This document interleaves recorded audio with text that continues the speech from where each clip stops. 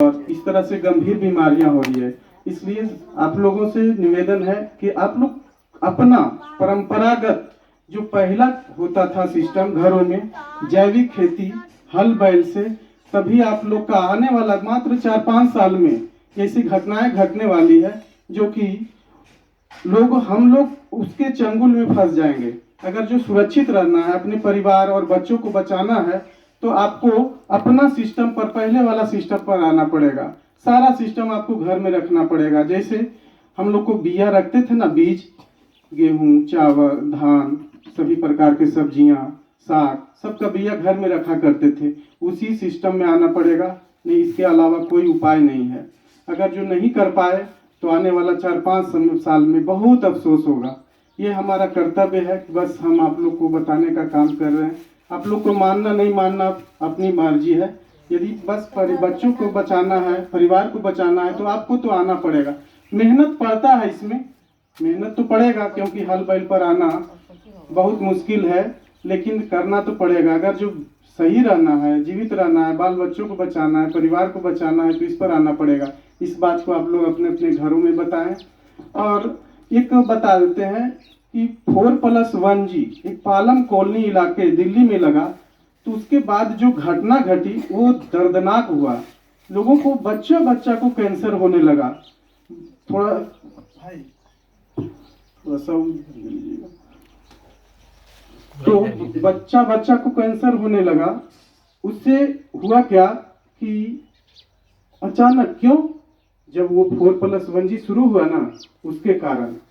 4+1G मतलब समझ लीजिए क्या होता है, हम डायरेक्ट नहीं बोल सकते हैं, क्योंकि ये पूरा गवर्नमेंट, पूरा इंटरनेशनल कॉन्स्पिरेसी है। ये इंटरनेशनल कॉन्स्पिरेसी मतलब सारा, अगर जो हम लोग जैसे जागरूक लोग फैला रहे हैं ना, तो वैसे लोगों पर नजर ज्यादा रहता है कि आखिर लोग जागरूक ना हो जाएं। इसीलिए उन लोग का, जो हम लोग का मानते हैं, यूट्यूब हो चाहे कुछ हो, इस सब को डिलीट करवा देता है, क्योंकि ये मैटर इंटरनेशनल है, बहुत गंभीर मैटर है। ये सारी बातों को बताया नहीं जा सकता है सभी को। तो ये है बातें। कहने का मतलब है कि हम लोग को जैविक खेती पर आना पड़ेगा। दूसरा, कोई भी अब बूटी न लगवाएं। अगर जो सुरक्षित रहना चाहते हैं तो बूटी न लगवाएं। कोई भी किसी टाइप का बूस्टर हो, बूस्टर तो और दर्दनाक है।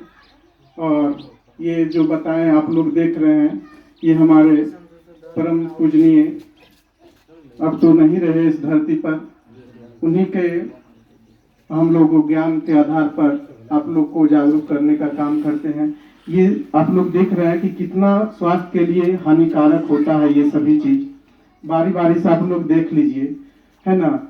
ये हम लोग को खाने में खास करके ज्यादा से ज्यादा गुड़ का प्रयोग करना चाहिए। गुड़ स्वास्थ्य के लिए बहुत लाभदायक होता है। चीनी जो होता है ना, सल्फर होता है उसमें, सल्फर स्वास्थ्य के लिए हानिकारक बहुत ज्यादा होता है। गुड़ और मीठा ज्यादा फायदे का काम करता है। घर में आप लोग प्रयोग कीजिए ज्यादा से ज्यादा गुड़ या मीठा, रावा जिसको बोलते हैं, है ना। आरओ का पानी भी खतरनाक होता है, तो घर घर में आने लगा है। आप लोग को थोड़ा सा क्या होता है, रासायनिक खेती के नष्ट होती मानव जाति। देखिए पहले इतना बीमारियां नहीं होता था, किडनी फेलियर, कैंसर वगैरह इतना नहीं होता था। अब है बहुत ज्यादा होने लगा है, क्योंकि हम लोग खेतों में जहरीला खाद जो डाल रहे हैं ना, यूरिया, डीएपी, फॉस्फेट, जितना हम लोग बचा नहीं रहे हैं, उससे ज्यादा हम लोग को जहर आ रहा है शरीर में, और उसके कारण बीमारियां बढ़ रही है। तो हम लोगों को इससे बचने के लिए उस पर भी आना बहुत जरूरी होगा।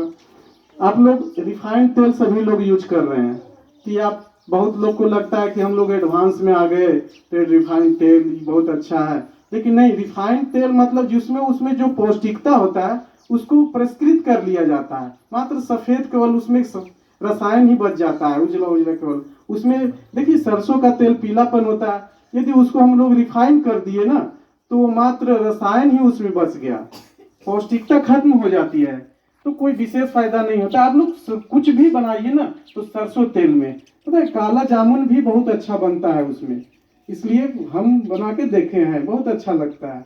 इसलिए कुछ भी बूढ़ी तो वगैरह भी बन जाता है, आप लोग प्रयोग करके तो देखिए। और ये हम लोग देसी गाय पर थोड़ा सा ज्यादा फोकस करें। देसी गाय हम लोग रखें। जर्सी गाय का दूध से बहुत बीमारियां भी हो रही है, उसमें दूध का बहुत खतरनाक प्रभाव पड़ता है। ठीक है। तो ऐसी बातें हैं। और कोल्ड ड्रिंक जो हम लोग पीते हैं, जिसको हम लोग पेप्सी, हम लोग जिसको पेप्सी और कोका कोला